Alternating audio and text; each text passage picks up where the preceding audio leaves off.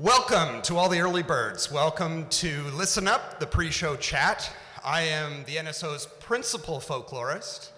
I just made that title up, Hugh. Thank you very much. Dale Jarvis, and I am here. This is a regular part of our Masterworks series, where we have a little bit of a conversation about the stories behind the performers and the music.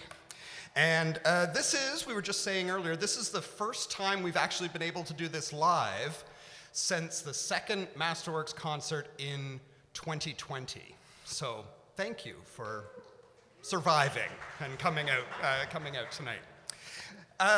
We have two guests this evening, and the first person I'm going to call up to the stage to join me is Bryan Cheng, our concert soloist on cello tonight. Bryan?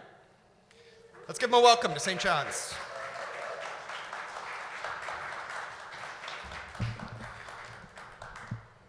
So welcome to Newfoundland. Have you visited before? I've never been to St. John's, but I've been to Corner Brook and Happy Valley.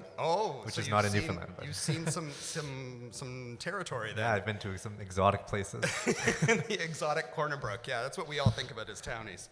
I know you've been pretty active lately. You've been in a bunch of competitions. The Queen Elizabeth 2022 competition in Belgium, which you won. Yes, I received sixth prize actually. Oh, okay. Yeah. So tell us about that competition. What does it entail? So that competition is one of the most prestigious in the world because of not only the length of it, it's about 4 weeks from beginning to end, but also the amount of repertoire that the competitors have to go through. So from the first round, we already have to play a 30-minute recital. Then in the second round, it's a classical concerto with orchestra, and then a 1-hour recital. And then the final is the most amazing part, is where the finalists are all put into isolation for 7 days. So we can't have any contact with the outside world. They take away our phones, our computers, and we have to learn a brand new piece for cello and orchestra in 7 days, and without any guidance. So that was something I really enjoyed.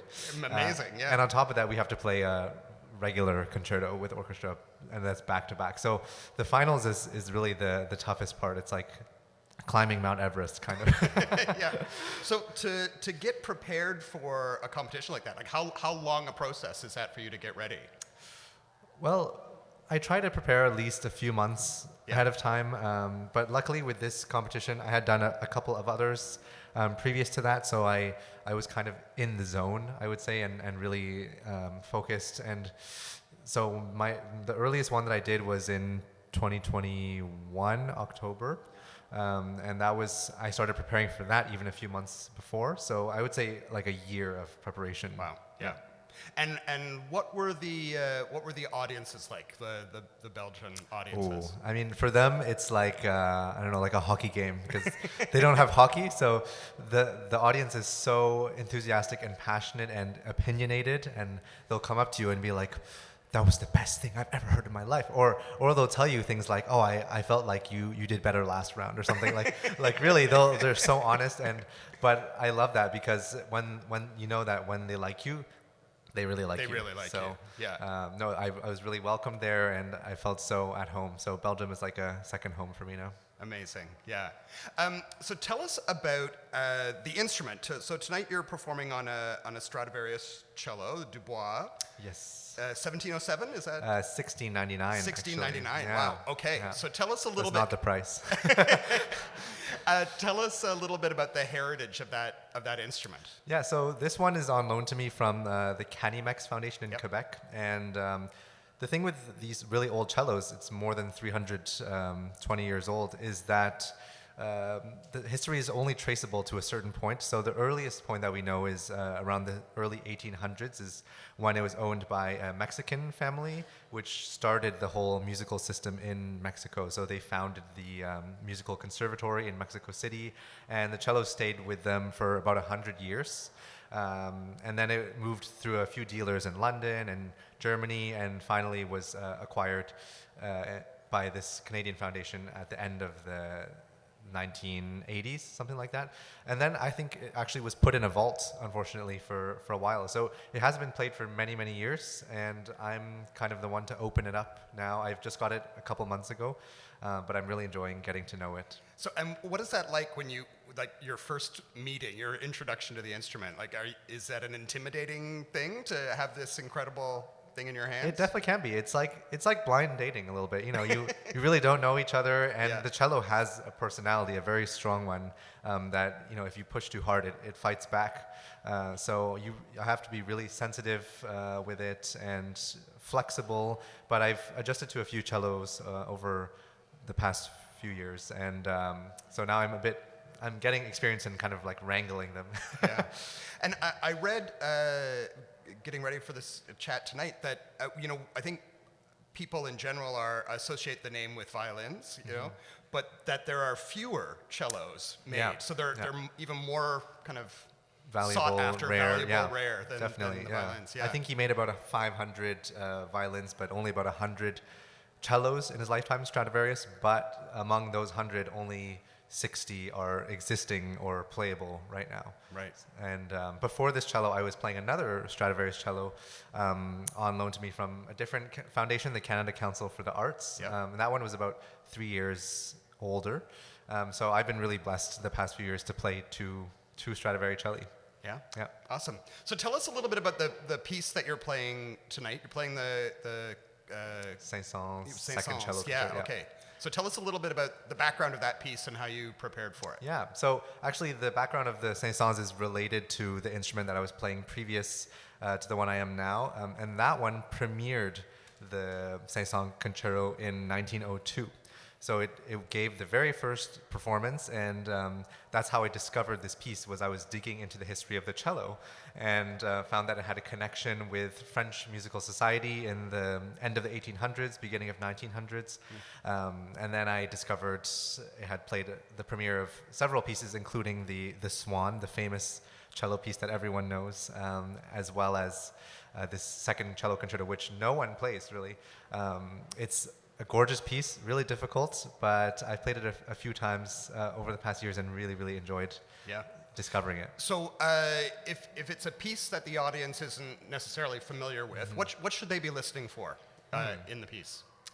Well, it's one of those pieces that has so many different characters in such a short amount of time. It's only about 18 minutes, so compared to, you know, huge concertos like Dvorak, Elgar, those are 30 to 40 minutes long and really like a huge journey. But this one kind of is like little scenes that you can really easily latch onto. So there's wonderful melodies.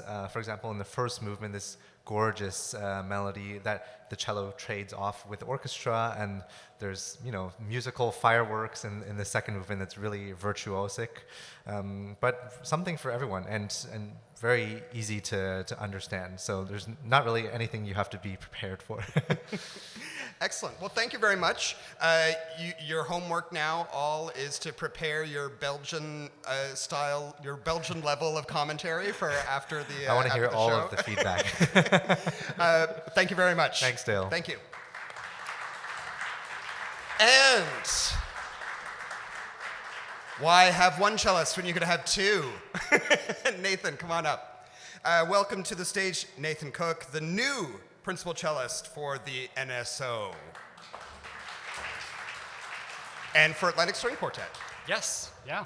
So welcome to the show. Thank you. I know you have an association playing with the orchestra and the quartet, in particular since Teo left. Yeah. But you won the chair. You're now principal cellist with the NSO. So tell us about this new chapter. Yeah. New chapter is kind of is a good way to put it. It's because I've been in St. John's for 15 years or so. Came to take a position at the School of Music at Memorial, and for the first 7 years or so was playing with a Hot Earth ensemble, Baroque music, early music ensemble. Last 5 or so I've been playing in another trio that's got a CD working. But this is a new thing to add on. Yeah. And as I have told people, I really, really love making music with and for people. And this position, when it came open, I was just really thrilled to be able to put my name in the hat, and even more thrilled to be selected because it's just going to allow me to make music with and for even more people. Yeah. And they're great people to work with, so it's fantastic. So this really is about the cello tonight in many ways. So tell us, well, maybe why the cello for you? What is it about the instrument that you love? Yeah. I had nothing to do with the selection of the instrument for myself. Thanks, Mom and Dad. They're not here. I'm waving online. They're going to watch later. But yeah, when I was 5, I think, we went to a bus depot, I believe, and got to a 5-year-old, a big brown box, cardboard box that had been driven up from Chicago. And I was evidently convinced that what was inside was a bike. And it was not a bicycle. Not a bike. No. It was a cello. But whether that selection formed my opinion or I would have had that opinion anyway, it's a great instrument. Yeah. I love it. Mellow, musical, gorgeous tone. Like you can do anything with it. So do you have particular styles of music or genres or eras that you focus on or love more? No. I mean, you often get asked the question, what's your favorite type of music as a musician? And that's a really hard question because I tend to fall in love with whatever I'm currently working on. So, the quartet is preparing a recital. There's some Beethoven, there's some Coleridge Taylor, there's some Rebecca Clark, and I love all of it, right? And tonight, I mean, I have to admit, the Franck Symphony, I'm not a big fan when composers pit the cello section against every single brass player in the orchestra. It's kind of unfair. Yeah. It's not against, though. It's with. It's the color. I understand, but I mean, I'm loving it. Just everything we're doing. Yeah. And what's next for you? What's next on your agenda? More of the same. Yeah. Yeah. I mean, I'm really, as I said, thrilled to be in this position now, and looking forward to concertizing and even touring with the ASQ and the NSO concerts coming up. But that Trinitas Chamber Ensemble that I'm in is also, continuing to do its thing. So I'll be on numerous stages in numerous places, I hope.